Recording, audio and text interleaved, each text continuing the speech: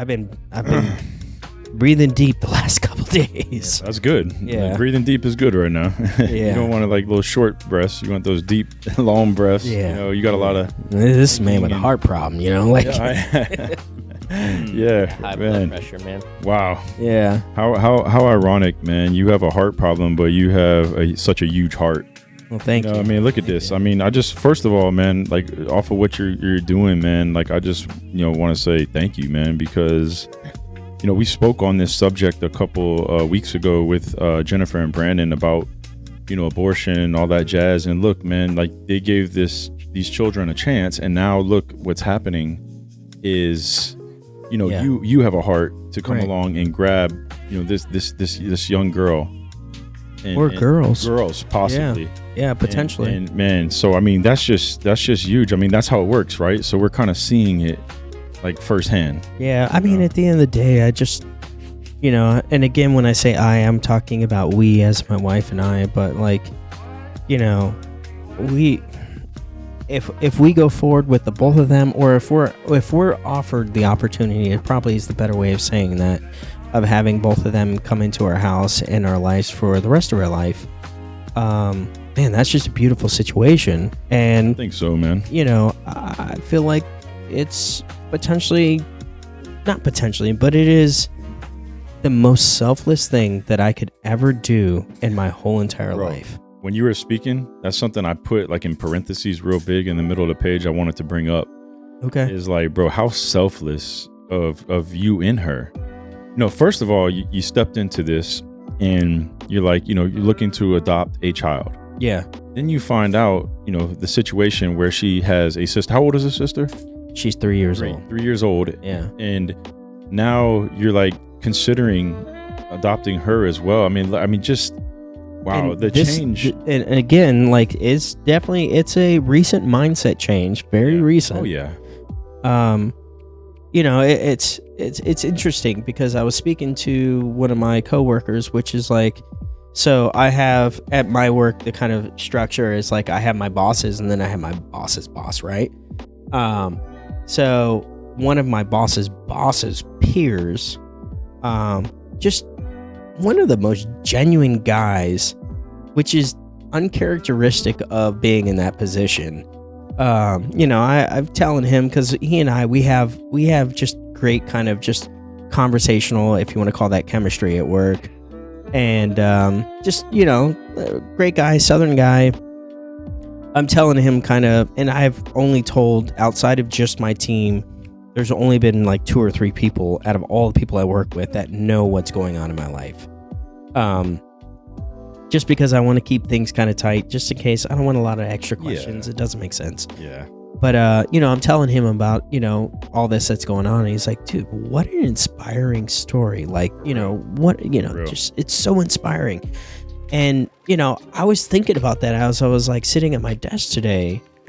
And, oddly enough, I remember a conversation that he and I had. This is probably about a year before COVID, where,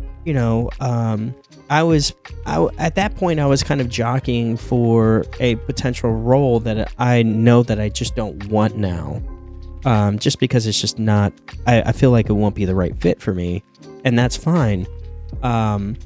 But it was a role that he was hiring for, and we were just kind of having like a unofficial just conversation, like, tea or coffee chat kind of deal. And, so, we're just sitting there talking, and he's like, what makes you go? What makes you move? Like what's your drive? What's your why? What's the fire inside you? Mm-hmm. And, at that point, John and I, we've spoke about this in the past, but, this is a minute ago, but, I ended up telling him, I'm like, I just want to do, I don't know what it is, but I just want to do something bigger than myself. Mm-hmm. And this is it. At that time I was gravitating towards, being a veteran, I was gravitating towards what can I do to try to kind of help that community, because that community it's hit or miss. I mean, John knows, you're either dealing with shambles or you're dealing with riches. Like there's a huge discrepancy between kind of the, just where you're at and how you deal with things once you get out of the military. Mm-hmm. So, we got talking about that, and I was just like, I just want to do something that is larger than myself, bigger than myself, that, I am able to make a difference in my own way. Now you fast forward, we're talking 3-4 years, and I'm in this situation, and I just feel like this situation just truly resonates to what I had spoke about before. But, at that point I was trying to find my journey, and I feel like this could be it. Mm-hmm.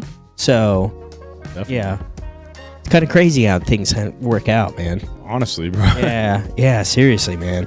Wow, man. And I mean, and with your guidance and your direction, and both you guys are amazing human beings. Imagine what you can do for these little girls. Like, you probably are the best candidates for them.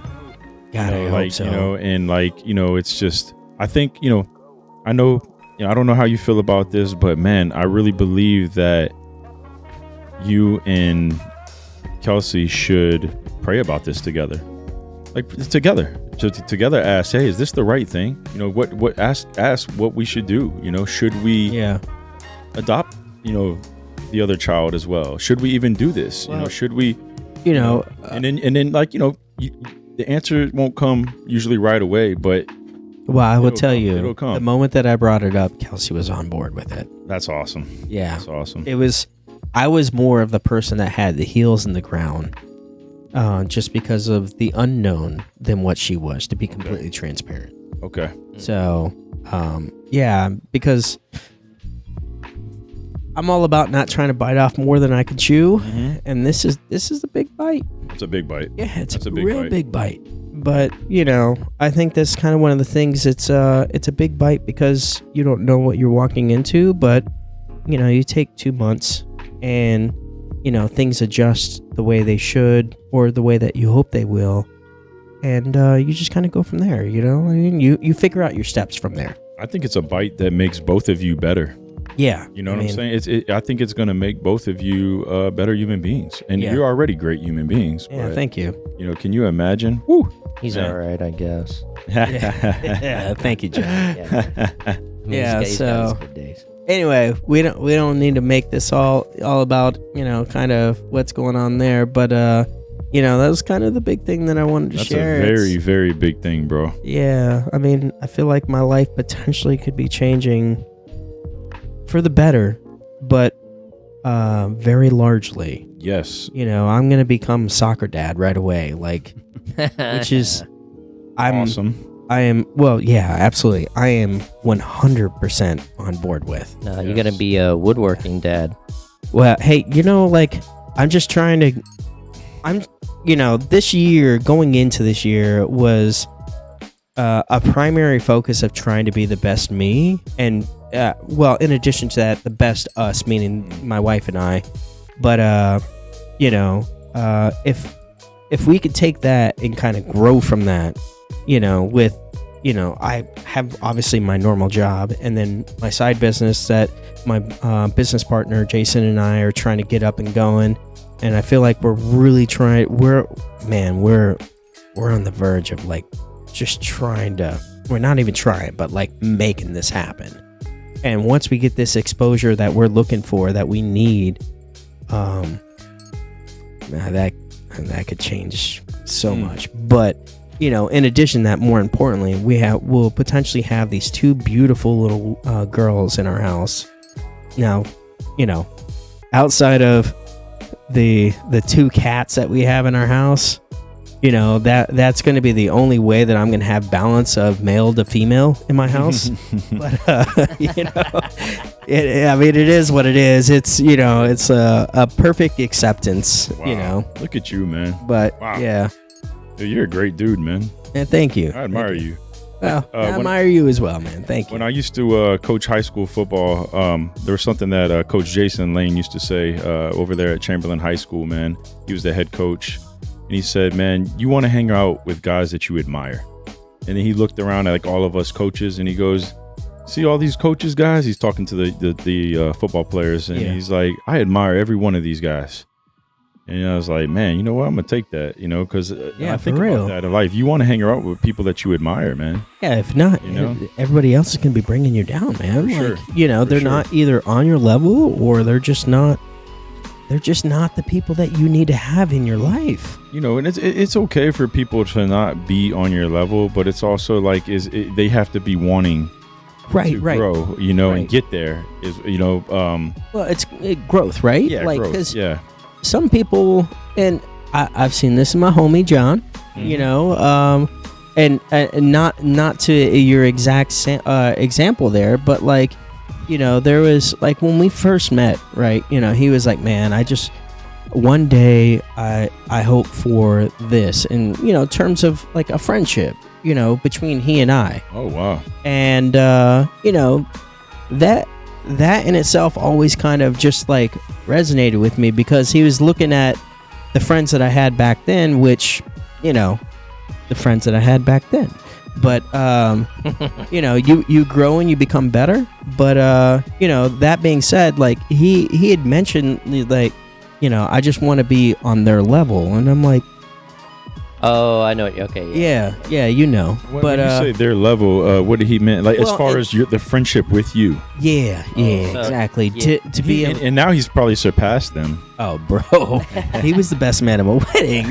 Like, all right, John, go ahead. Yeah, that's so how we first met was a former colleague of mine at my old job, Lockheed, and May I just throw it out there that if I can get our producer on camera real quick. yeah, man. Yeah. This was What's up? it is. the 30th birthday of this guy on camera right now, So we're gonna. who had drove all the way from Canada Did do with that. his wife Mhm. to come down to my house, our very basic, humble house that we had It was awesome. It was like Party Central. What are you for a talking pig roast. Yep. Right? So, and John showed up for that. And yeah. So anyway, go ahead, John. Sorry, I just want to throw that in there because our producer Jajor, had made it in. Hey, there we go. Yeah, I've There he been is. silent over here for a while, but yeah, That's fine. That's fine. handling the cameras and whatnot. we got to bring the guy like in Wizard of Oz. We got to. The guy behind the curtain. Yeah, we got to pull the curtain once in a while so he can be seen. Yes. No, but do a quick. We don't need to get into the picnic bench with the No. pig coming off. But the what spit. he was talking about before is, so a colleague of mine, from my old job, he introduced us. He's like, "Hey, I got this buddy. Let's go and hang out." He's a really good dude. So, He's the best dude ever. That's me. yeah, is that read between the lines? No. Okay. No. That just is what it is. Anyway, so I'm younger. I think I'm in my early 20s, whatever, mid to early 20s. I come over to Tom's house, and this whole time, this colleague of mine has been talking. This buddy of mine, he's been talking up Tom, and this is Tom. This is what he does. Da da da da da da da. I'm like, okay, cool. So off jump, I'm like, all right. So this guy, obviously, he's something that he's got this essence about him that people kind of gravitate towards. Cool. Well, at that point in my life, I probably didn't have the best self-esteem. You were Timid would be a good word. timid was the best way of putting it, because it wasn't something where you came across where it was not necessarily like it wasn't unflattering. It was just timid on the aspect of anybody that looked from the outside, they could just look at you and be like, listen, give this guy one day he'll open up, and then you'll just see kind of who this guy is. I was a budding flower. I was yeah. I was a butterfly. I was a butterfly that got in a caught in cocoon. Humphrey's stomach. $7,000 later in the surgery. God damn it. All right. But no, Anyway. to I guess to make this clear for Humphrey's everyone. my So cat. kind of timid back then. This guy talks up his buddy Tom. I'm like, oh, cool. So here I am, first time at his house. I think I came at him. I'm like, Was this Brian? Brian. Yeah. Okay, yeah. gotcha. Yeah, Okay. yeah. So you know Brian. Yes. Okay, gotcha. So I'm just like, man, thank you so much for, the hospitality, blah, blah, blah. Fast forward a few more hangouts, and then one day I went up to him, we're all hanging out, and I'm like, Tom, you know what, man, you're a good guy. I go, how do I word it? I go, man, I know. I just hope. I go, I just hope I can be something, we can be something more. And I go, look, I'm not trying to like jump or trying to replace anyone in your inner circle, because at that point I was like, everyone's got friends, right? Hopefully I can be someone you call a friend. That's basically what I was trying to get at. I was like, man, hopefully one day I can be someone you call a friend. I'm just trying to find my spot. And homie, I looked at you that day and I just said, hey, if you're a good person, just give it time. Fair enough. Wow. Yeah. John shot, he shot his shot there, Hey, right on time. Oh my God. You nailed it with that, boy. So I love you, dudes. Yeah. So then there was that. That was so that too started good. that. And then fast forward to what Tom was talking about with Chris over there. That was the first time I met you, right or no? No, that was definitely the first Yeah. time we met. Yeah. It was my 30th birthday, and you were playing bartender, getting everybody drunk. I do Yep. remember that. Yeah. So yeah, that was that was Chris's first, impression of me. Well, And then obviously that stuck with him, and then here we are today. It was a fantastic impression. I had a great time. Yeah. Hey, by the way, I just want to throw this out there again. Producer, thank you for the vibey Yes. jam that you create in the background and everything that you have done. Seriously, this is not a stroke your ego night, but man, thank you for everything you've done. No worries. No Yeah. worries. Gratitude I'm glad galore. to have all Yeah. of you Said it, involved but- in this. This is awesome. I couldn't do this by myself, so Yeah. you guys here. Bro, this is awesome. Yeah. Straight Yeah. up, man. So, DT, I want to ask, because, and if you feel comfortable talking about it, that's great. And if you don't, then that's great too. But you said that you had some pretty heavy stuff that you wanted to kind of just talk about. And I think it could be important to talk about in the aspect of just kind of spreading, whether it be mental health or just general awareness for any of the subscribers that could be out there. Like, where are you at? Like, what's going on in DT's world right now, man? Well, I was all pumped up earlier, man, and I was ready to go, but kind of lost that drive throughout the day to get it out there. Yeah. But just to be transparent and try to figure out what I'm trying to get across here. I guess I have kind of fell off track of my walk, Okay. Can you please been explain? making some some poor choices. Like what? Well, my biggest vice, obviously, is sex, is lust. Oh yeah. Yeah. So, it's not, we've always known that about you. So it's Hope. not, everybody has their vice, whether it be alcohol or weed. I'm not saying everybody has a vice, but some people, everybody does have a vice. vice. It's just whether or not it's shown to the public. If they say they don't, they're lying. Yeah. Absolutely. So, once you identify your vice, you have to try to overcome it. So, I've done that. I've tried to overcome it, and I've done pretty darn good.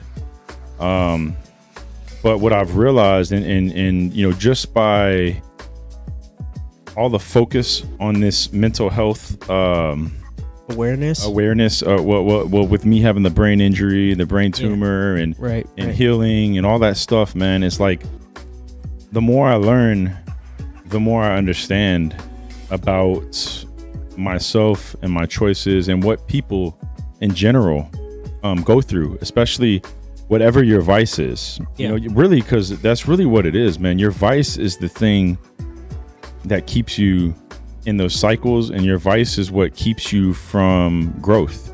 Yeah. So 100%. what I was reading the other day, I'm kind of combining the You two. can paraphrase. It's okay. It's no big deal. I'm combining the two things. But there was something I read in my book the other day that just kind of like really brought everything together for me. And it's this is that book I told you guys about, Switch on Your Brain Every Day, by Dr. Carolyn Leaf. So let's see. She says, so as you mentally rehearse your thoughts, the newly built memory becomes increasingly stronger and begins to grow more connections to neighboring nerve cells, integrating that thought into other thought patterns. You are able to understand your thought pattern in light of your mindset and act on it or change it to improve your mental and physical performance. This is wisdom in action. Okay.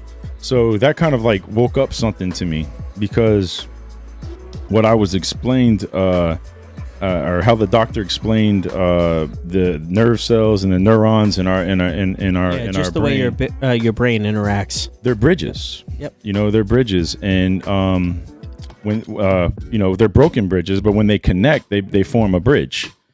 And whether you make, and this is what I put together. So it's like whether you make good choices or poor choices, those are the bridges that you're building. So and that's how your mind works, and that's how you get stuck in these loops, right? Mm-hmm. So the more poor choices you make, you start to connect more bad bridges. So those bridges are always there. So then when you are going through stress or lack of sleep, are you stressing right now? I've gone through a little bit of stress. Those bridges are always there. I feel like you've had a recent victory, though, like, in terms of the retirement and that kind of stuff, which is great. Oh, yeah. But We don't need to get into all that, but I'm just saying, like, I guess I'm just a little curious of, these stressors that are put into your life that is causing you a certain level of grief, if you feel comfortable explaining, I would love to hear about it. Yeah, so I'll get to that, but what I was saying is, like, these bridges are connected, and they're there anytime that we activate that trauma, or like I said, lack of sleep, all that stuff. So they're easy to go over. Okay, you know what I'm saying? Because they're there. Yeah. So that's what kind of brought it all together. When I read that, I was like, wow, this is what's happening. This is how we live in these cycles, and I just kind of, it just woke me up, man. And I realized that, my vices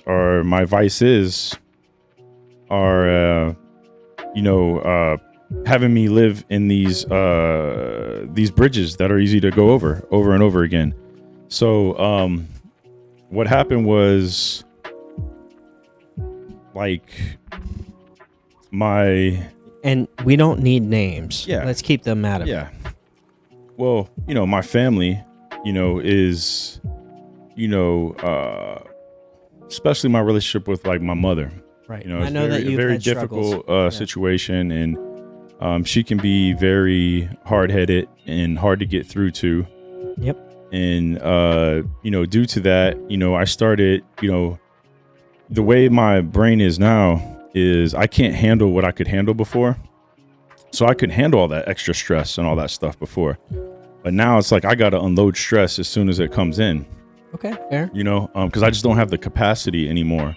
It's too heavy, like, and I get stuck in thoughts now. Like, before I could just, because I was so high functioning that I had all this stuff that I was plugged into to keep me busy and keep me distracted, right? Right. So, that being said, not to distract, but, if we can put a plug out there for anybody that would be listening to this, is that I guess the largest important takeaway with what you just said is that, man, you got to talk to someone. You can't just, like, internalize the stress. Like, you need to figure out a way to deal with it, right? Oh, yeah. Yeah, definitely, man. Hey guys, thanks for tuning in. You can catch all of our episodes on YouTube and Spotify at Better Gents Podcast, and follow us on Instagram, TikTok, and Twitter at Better Gents Pod. Thank you and take care.